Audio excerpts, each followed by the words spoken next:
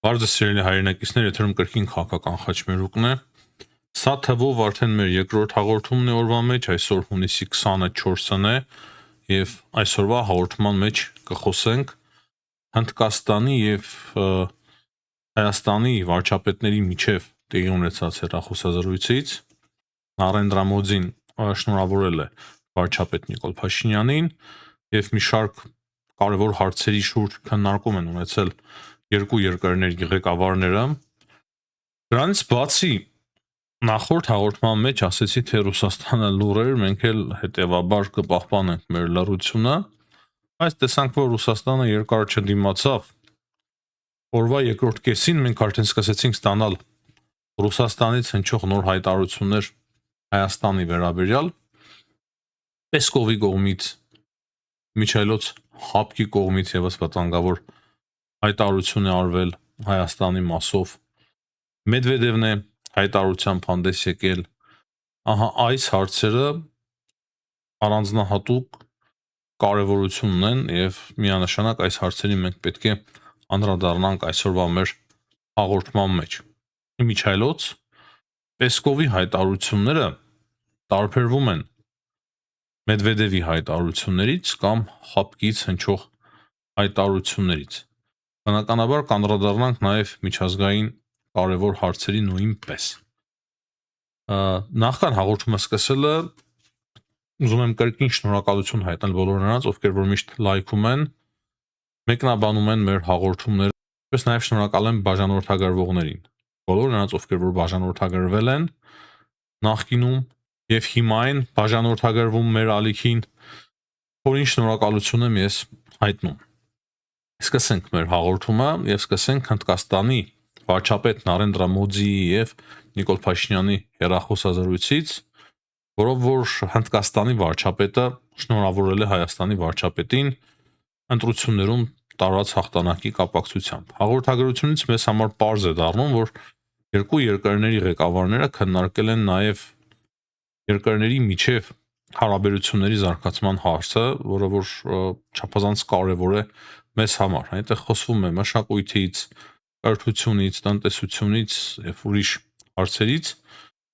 Մենք տեսնում ենք ինչ արագ տեմպերով են զարգանում Հայաստանի եւ Հնդկաստանի հարաբերությունները եւ այն, որ արդեն կապ կա վարչապետների միջև եւ այսպիսի կապի շնորհիվ հնարավորություն կա, որպեսզի խորանան մեր հարաբերությունները, դա շատ բանի մաս է խոսում։ Հնդկաստանը այսօր աշխարհի գերտերություններից մեկն է։ Աշխարհի ամենամեծ բնակչություն ունեցող երկիրը շատ արագ զարգացող տնտեսությամբ։ Նաև ռազմական ոլորտում շատ արագ զարգացող գիտությամբ։ Եվ հեչ պատահական չէ, որ Հայաստանը բազմաթիվ զինատեսակներ է ձեռք բերել Հնդկաստանից եւ հիմա հնդկական զենքի արտադրություն է բացում Հայաստանում։ Մենք միանշանակ Հնդկաստանի հետ խորացնելով մեր հարաբերությունները շատ բան կստանանք եւ այստեղ շատ կարեւոր է նաեւ այն, որ մենք այս գործում առաջ ենք եւ լավ առաջ ենք Ադրբեջանից։ Ադրբեջանը խորացնում է հարաբերությունները Չինաստանի հետ, մենք նույնպես խորացնում ենք հարաբերությունները Չինաստանի հետ, բայց Հնդկաստանի մասով Ադրբեջանը նոր է սկսել փորձեր իրականացնել, իր ամենամեծ խոչընդոտը Պակիստանն է, քանի որ Պակիստանի եւ Հնդկաստանի միջև հարաբերությունները լարված են, ամեն կահ այդտեղից ենք կարողանում օգտվել եւ խորացնել մեր հարաբերությունները Հնդկաստանի հետ, ինչը միանշանակ չի կարող այդքան ազատ անել Ադրբեջանը։ Եվ կրկնեմ, աշխարհի ամենակարևոր գերտերություններից մեկն է Հնդկաստանը։ Հնդկաստան, Չինաստան, Ամերիկայի Միացյալ Նահանգներ, Եվրոպա, դե Ռուսաստանը որպես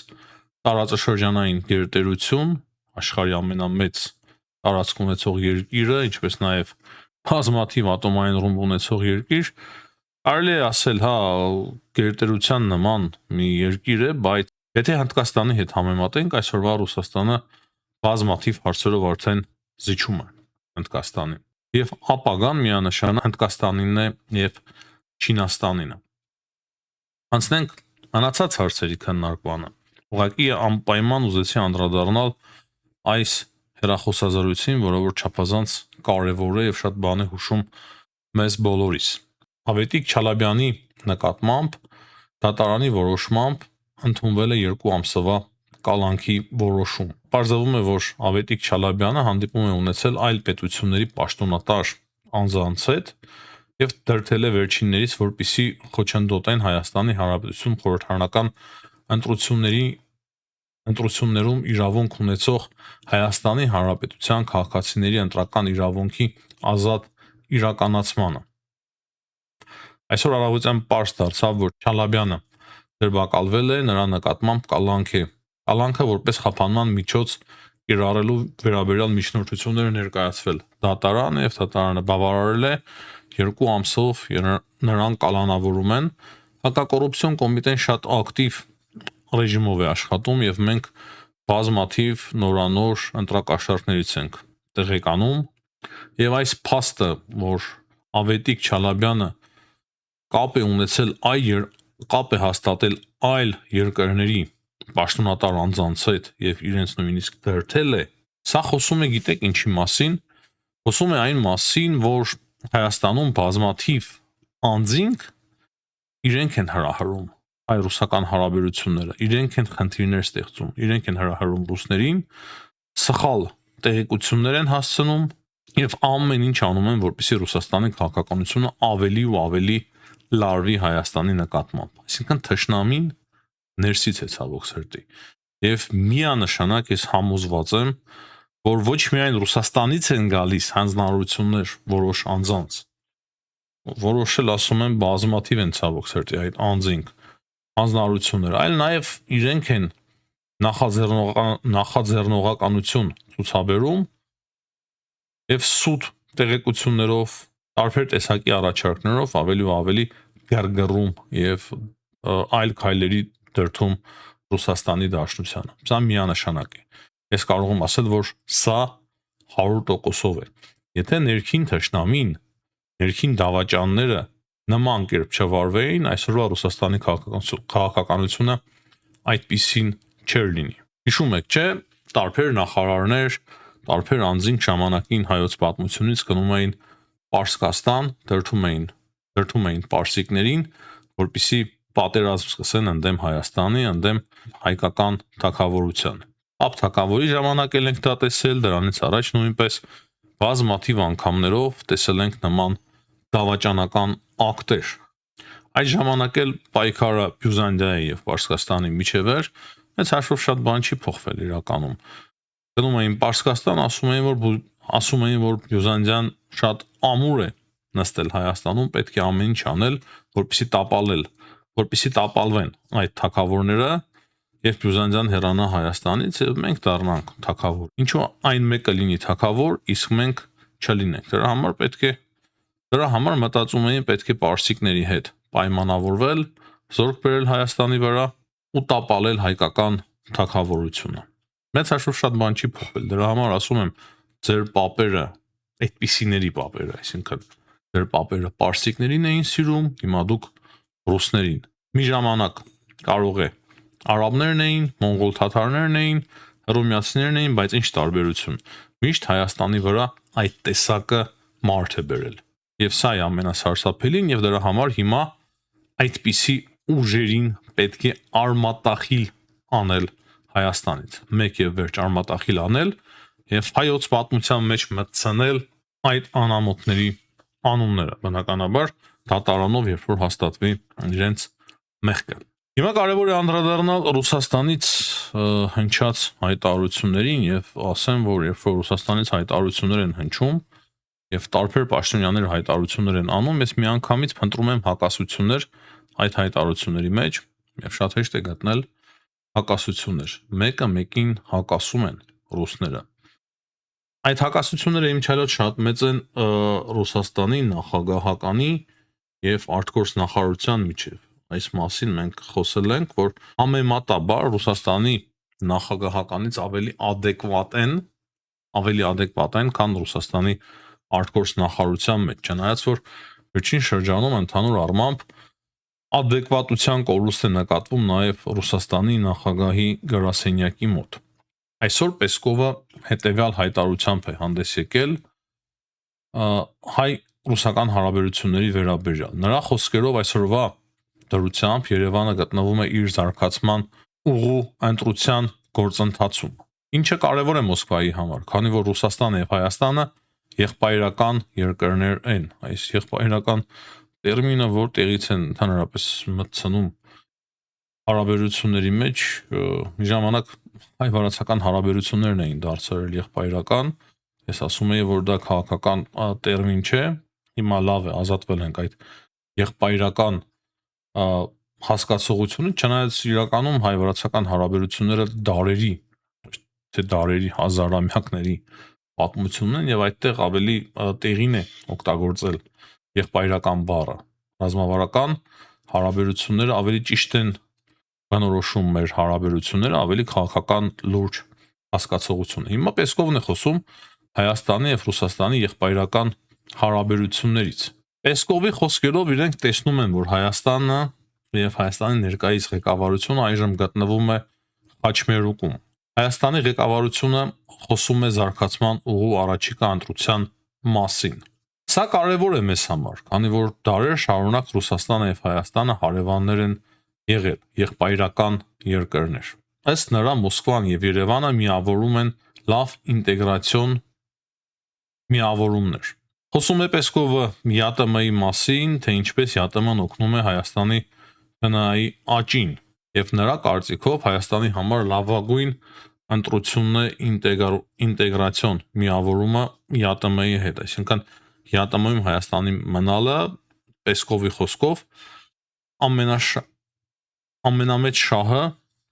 շատ մեծ շահ է բերում Հայաստանին։ Պեսկովը շեշտել է նաև Ռուսաստանի եւ Հայաստանի միջև հարաբերությունների զարգացմանը։ Նա ասել է, որ մենք կկարգավորենք հարաբերությունները Հայաստանի հետ, մենք շատ ընդհանուրություններ ունենք, Ռուսաստանը լուրջ ներդրող է Հայաստանում, ուստի շատ բան կա անելու։ Եվ նրա խոսքերով հարաբերությունները Հայաստանի եւ Ռուսաստանի միջև կշարունակեն զարգանալ։ Ընդհանուր առմամբ շատ պոզիտիվ հայտարարություն է, բայց կան կետեր, որոնց որ անպայման կուզենայի անդրադառնալ։ Նախ ԵԱՏՄ-ի մասով, որ Հայաստանի համար լավագույն ընտրությունն է ԵԱՏՄ-ն որպես ինտեգրացիոն միավոր եւ դա նպաստում է Հայաստանի ՀՆԱ-ի աճին, բա ինչու է քոչընդոտում Հայաստանի հարաբերություններին ԵԱՏՄ-ի հետ, ինչու է հարց բարձրացնում Հայաստանին հեռացնելու ԵԱՏՄ-ից։ Վերջերս էր, չէ՞, Ղազախստանում ԵԱՏՄ-ի հավաքը, այդտեղ հարց էիք բարձրացնում, հարց եք քննարկում, չնայած որ առանց Հայաստանի չեք էլ կարող նման որոշումներ կայացնել, բայց նման հարցեր քննարկում եք եւ հայկական ապրանքների մուտքը ԵԱՏՄ շուկա արգելում եք, նույնիսկ տարանցումը Ռուսաստանի տարածքով արգելում է Ռուսաստանի Դաշնությունը, որ Ռուսաստանի տարածքով Հայաստանը չկարողանա կապվել ԵԱՏՄ այլ երկրների հետ։ Հիմա ասում եք ԵԱՏՄ-ն լավ է։ Դուք արդեն ցույց եք տալիս, որ ԵԱՏՄ-ի հետ Հայաստանի հարաբերությունները կամ ԵԱՏՄ-ում մնալու ԵԱՏՄ-ում մնալը Հայաստանի համար իրականում լուրջ վտանգներ կարող է ստեղծել։ Այսինքն դուք անվստահելի կազմակերպություն եք սարքում ԵԱՏՄ-ն Հայաստանի համար։ Բայց ընդհանուր առմամբ այս ուղերձը շատ դրական կարող եմ ես գնահատել, բայց այն, որ Հայաստանը Պեսկովի խոսքերով այժմ գտնվում է խաչմերուկում եւ ընտրություն է կատարելու, սա բացասական մասն է այս հայտարարության, կրկին փորձում են Հայաստանին ինչ որ ընտրություններ արտադրել։ Եվ դրա մասին է խոսում նաեւ Մեդվեդևի հայտարարությունը կամ նույն հապկի հայտարարությունը։ Հերթով անդրադառնանք, հակասություններ էլ կան այդ հայտարարությունների մեջ, այդ հակասություններին նույնպես եկեք անդրադառնանք։ Ուրեմն այսօր հապկից էլ են հնչել հայտարարություններ եւ բավականին վտանգավոր էմոցիոնալ հայտարարություններ։ Հապկը փաստացի զգուշացրել է Հարավային Կովկասում էսկալացիայի ռիսկի մասին։ Հապկի մշտական խորհրդի նախագահ Վիկտոր Վասիլևը հայտարարել է, որ Զանգեզուրի միջանցքը ապահովելու Ամերիկայի Միացյալ Նահանգների ծրագիրը Զանգեզուրի միջանցք գրված էր Զանգեզուրի միջանցք են ասում, ուշադրություն դարձրեք, Զանգեզուրի միջանցքի ապահովելու ԱՄՆ-ի ծրագիրը, ինչպես նաև Եվրամիության մտադրությունը ընդգրկել Հայաստան իր ռազմական կառույցներում եւ արևմուտքի այլ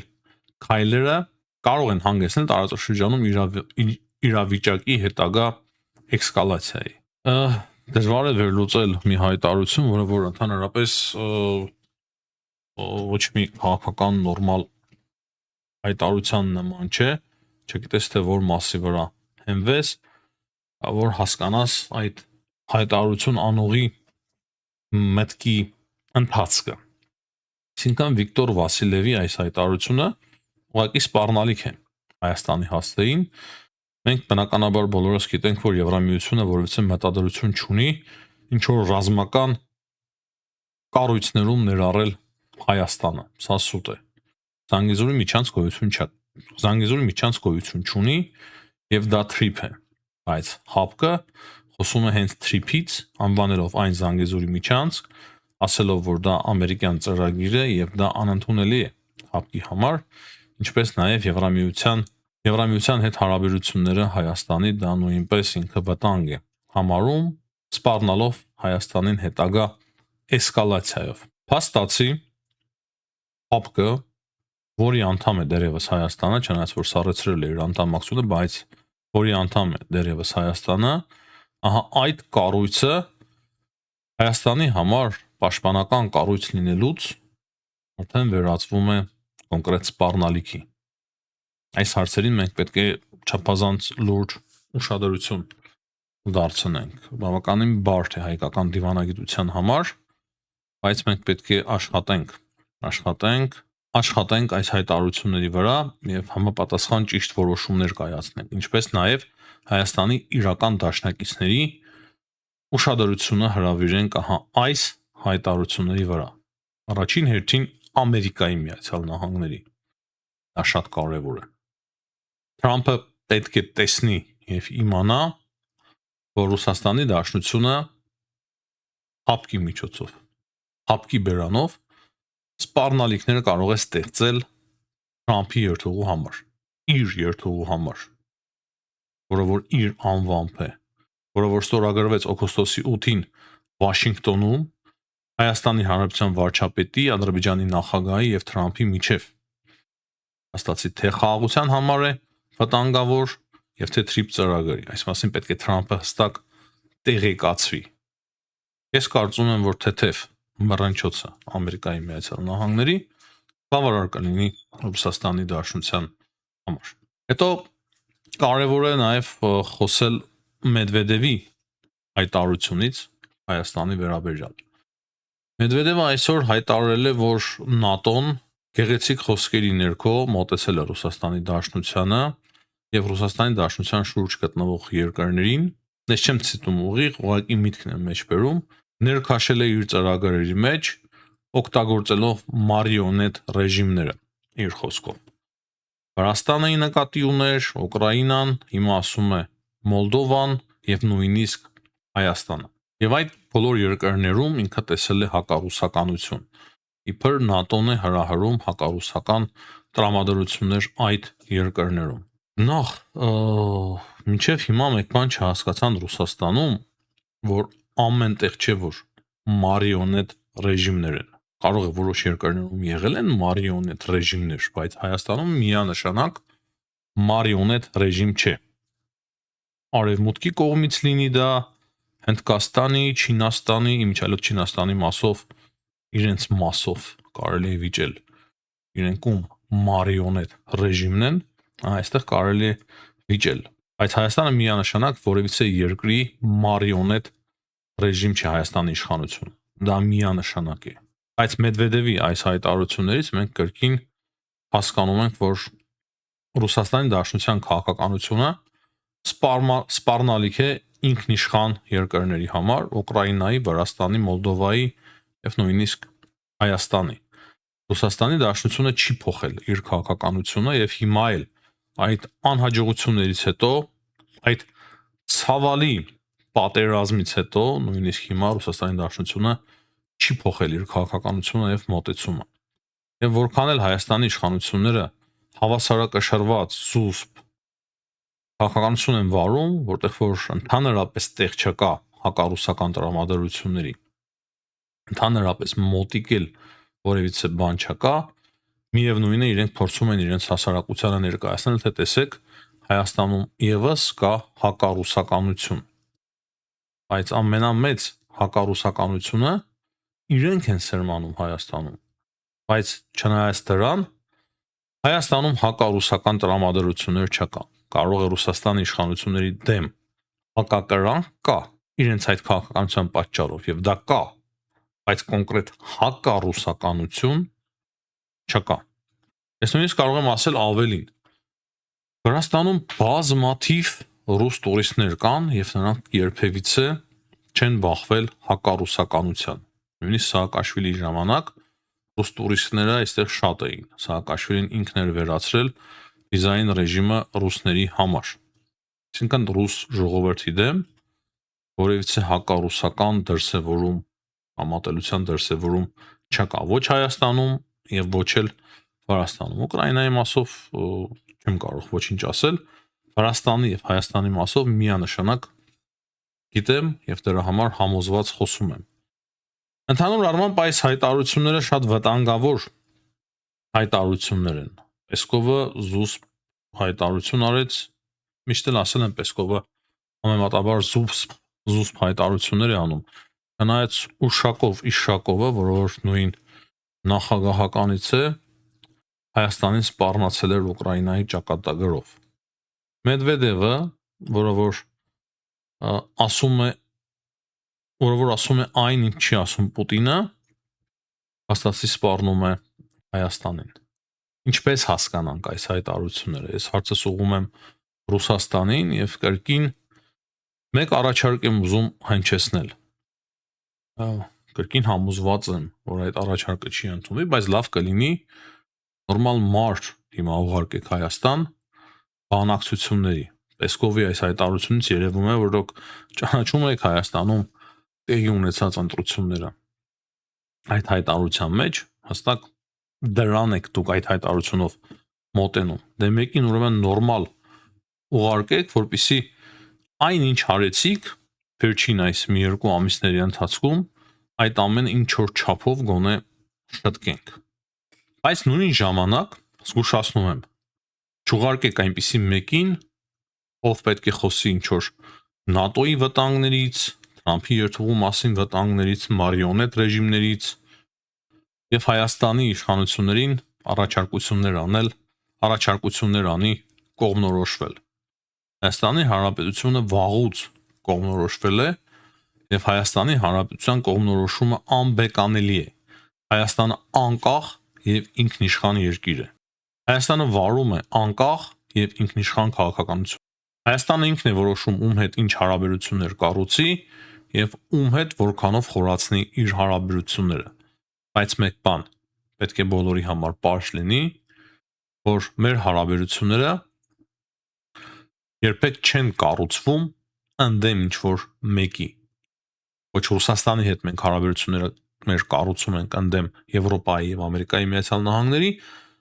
ոչ էլ Եվրոպայի եւ Ամերիկայի Միացյալ Նահանգների հետ կառուցում ենք մենք հարաբերությունները ընդդեմ Ռուսաստանի Դաշնության։ Այստեղ բոլորը պետք է դա հասկանան, որ Հայաստանը առաջնորդվում է իր ազգային եւ պետական շահերով։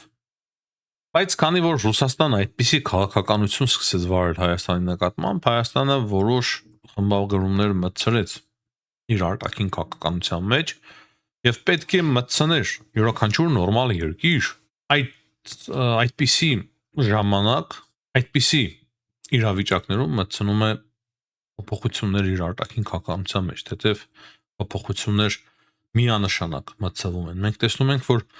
երբ Ռուսաստանը մերժեց մեր վարդերի մուտքը Ռուսաստան, այդ վարդերը ընդունեց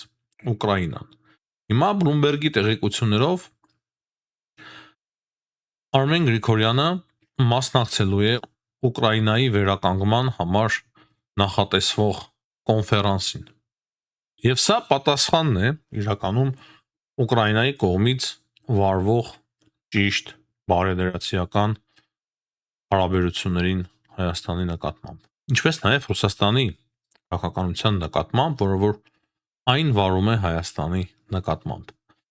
Ուրսուլա ֆոն դեր Լայենի այցից հետաքրքիր տեղեկություններ ենք ստանում, որ ոչ միայն Հայաստան է այցելելու Ուրսուլա ֆոն դեր Լայենը, այլ նաև հուլիսի 1-ին նա այցելելու է նաև Ադրբեջան։ Սա արդեն հետաքրքիր է։ Տեսնենք ինչ ուղերձներ կփոխանցի Ուրսուլա ֆոն դեր Լայենը Ադրբեջանին։ Նաև Հայաստանին բնականաբար, բայց ես պատկերացնում եմ ինչ ուղերձներ կփոխանցի Ուրսուլա ֆոն դեր Լայենը Հայաստանին, մոտավոր պատկերացնում ենք նաև Ադրբեջանին ինչ ուղերձներ է փոխանցելու, բայց Ադրբեջանի մասը իրոք ավելի հետաքրքիր է։ Եվ ամենայն հավանականությամբ Ուրսուլա ֆոն դեր Լայենը խոստումներ է տալու նաև Ադրբեջանին Հայաստանի հետ հարաբերությունները կարգավորելու առումով, քանի որ այդ ճանապարհը Եվրոպայից մինչև կենտրոնական Ասիա չափազանց մեծ կարևորություն ունի Եվրոպայի համար։ Մեկ անգամ չէ որ այս մասին էլ խոսել ենք, կրկին չեմ ցանկանում անընդհատ կրկնվել։ Ինչ կա Իրանից։ Դոնալդ Թրամփի նոր հայտարարությունն ենք տեսնում Իրանի մասով, որից որ հասկանում ենք այն, թե Իրանը մտադիր չէ փակել այս վահի դրությամբ Հորմուզի նեղուցը։ Դոնալդ Թրամփը ասում է, որ Իրանը Ամերիկայի Միացյալ Նահանգներին տեղեկացրել է, որ չնայած կեղծ լուրերի, որևիցե վճար չի պահանջում Հորմուզի նեղուցով անցնելու դիմաց։ Թրամփը ասում է, եթե դա ճիշտ է, ապա նորմալ է ամեն ինչ, բանակցությունները կշարունակվեն, իսկ եթե չէ, բանակցությունները անմիջապես կդադարեցվեն։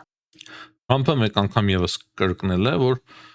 Ամերիկայի Միացյալ Նահանգները Իրանին որևիցե գումար չի տրամադրելու, չնայած այլ տեղեկություններ շատ կան տարբեր տեղերից։ Տեսնենք։ Ռուս-ուկրաինական պատերազմի մասով դեռ Իրանը մոռացա ասեմ, որ Գալիբաֆը խորհրդարանի նախագահը Իրանի Բաքվում արել է մի շարք հայտարարություններ Ամերիկայի հետ բանակցությունների վերաբերյալ եւ այնտեղ էլ հայտարարել է, թե ինքը իրենք ավելի ճիշտ Իրանը հաղթանակ է տարել Ամերիկայի Միացյալ Նահանգների նկատմամբ եւ այդ համաձայնագրերը, որոնք որ հիմա կան ձեռք են բերվել Ամերիկայի Միացյալ Նահանգների հետ, դրանք միանշանակ բխում են Իրանի շահերից եւ վկայում են Իրանի հաղթանակի մասին, ինչը բնականաբար ես կարծում եմ, որ այդքան չի անպատասխանում իրականության, չնայած Իրանը ավելի լավ դուրս եկավ այս պատերազմից, քան շատ շատերը սպասում էին։ Կրկնեմ, հաղթանակի մասին խոսելը ուղղակի ծիծաղելի է։ Այդ նույն ժամանակ շատ շատերը կանխատեսում էին, որ ավելի դժվար իրավիճակում կհայտնվի Իրանը այդ պատերազմի հետևանքով եւ այդ պատերազմի հետևանքները ավելի բարդ կլինեն Իրանի համար։ Ռուս-ուկրաինական պատերազմից մեծ հաշվով շատ բան չունեմ ասել, նախորդ հաղորդման մեջ բավականին մանրամասն անդրադարձանք, կան կրկին բազմաթիվ տեղեկություններ ուկրաինական դրոների հարվածների վերաբերյալ, կան նաև տեղեկություններ Ռուսաստանի հարվածների վերաբերյալ, ըստ ուկրաինական աղբյուրների Ուկրաինայում նույնիսկ մարդիկ են զոհվել Ռուսաստանի վերջին հարձակումների պատճառով, հատկապես Խարկովի մասին է խոսվում, որտեղ որ մեկ բնակիչ զոհվել է Ռուսաստանի հարձակումների պատճառով։ Կա մեկ հետաքրքիր տեղեկություն, որը որ հայտնում է մեզ Reuters-ը Ռուսաստանի մասով, որ Ռուսաստանի Դաշնությունը Ղազախստանի հետ բանակցություններ է վարում, որպեսզի բենզին ներկրի Ղազախստանից։ Ըստ Reuters-ի Ռուսաստանը Ղազախստանին խնդրել է, որպեսզի 50,000 տոն բենզին, I-92 բենզին Ղազախստանը տրամադրի Ռուսաստանին։ Եվ սա նշանակում է կրկին մեկ բան, որ Ռուսաստանում բավականին լուրջ է այդ էներգետիկ ճգնաժամը ուկրաինական հարվածների պատճառով, բենզինի բավականին լուրջ պահանջարկ կա եւ Ռուսաստանը ինքնուրույն ի վիճակի չէ իր շրջանները եւ քաղաքները ապահովելու բենզինով։ Հիմնականում այսքանը սիրելի հայրենակիցներ, հաջողություն եմ մաղթում բոլորին, ցտեսություն, կհանդիպենք։